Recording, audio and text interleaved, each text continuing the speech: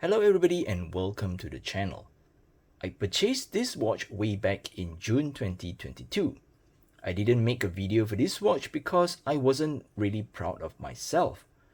You see, I have been eyeing for a Speedy Reduced a couple of years back. Back then, it was only around a $1,000 mark for a used piece in good condition. Back then, I was concerned about the movement. I've read horror stories on how it was unserviceable because of how it is an ETA 2892-A2 slapped on top of a Dubois Debra 2020 chronograph module. Yet, price kept going up. Oh, if you're wondering, no, my purchase was not triggered by the moonswatch craze. It was a pure coincidence. That is why I waited for the hype of the moonswatch to slow down a little before making this video. I purchased this watch from an online Japanese website. The service was good and the shipping experience was great. I paid around $1,800 for this. From the serial number, the watch is from the year 1998. The condition is quite acceptable, though the watch has been polished before. Well, a lot of hardcore fans will say, nope, no polishing, but in my opinion, it is extremely rare to find a watch from 20 over years back in such a good condition without polishing. So, to me, some amount of polishing is acceptable. If it's without polishing, I may have also polished it myself with some Cape Cod, or maybe a Scotch-Brite, to bring back the brushing effect. So let's jump into the watch specification. The watch has a case diameter of 39.1 when I measured from 330 to 930. It has a lug-to-lug distance of about 46 millimeters, and the thickness, including the dome acrylic, or what Omega calls the Hasselite crystal, is about 12.1 millimeters. It comes with an 18 millimeters lug width. The top and the sides of the watch have this horizontally brushed finish with two high polished chamfers running from the one twisted lug to another twisted lug. It has a fixed bezel that sits on top of a case, and in my opinion, it looks like a flying saucer. It has an aluminium bezel insert with tachymeter reading.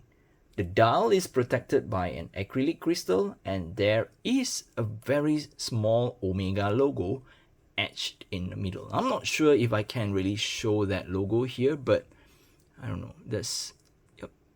You can see that there is this small, tiny Omega symbol there. Yep.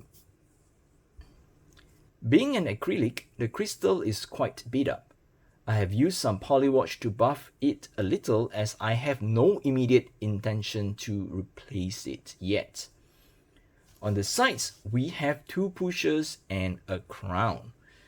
Those who are OCD about alignment may get triggered here.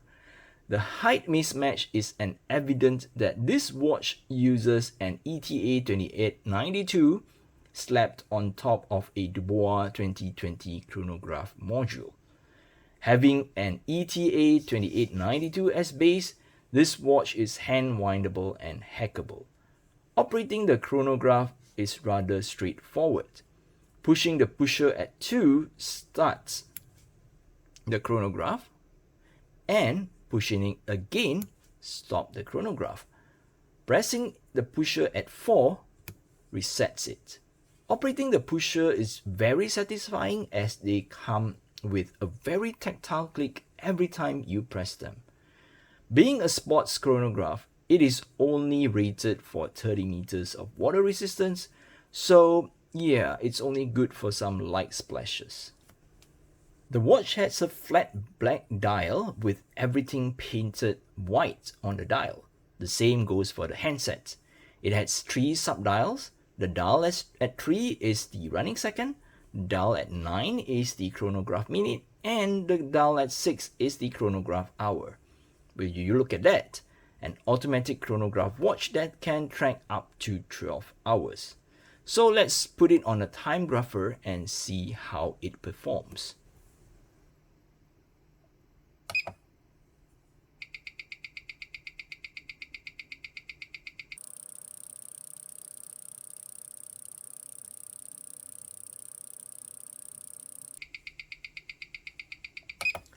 Okay, not too bad for a watch of over 20 years old.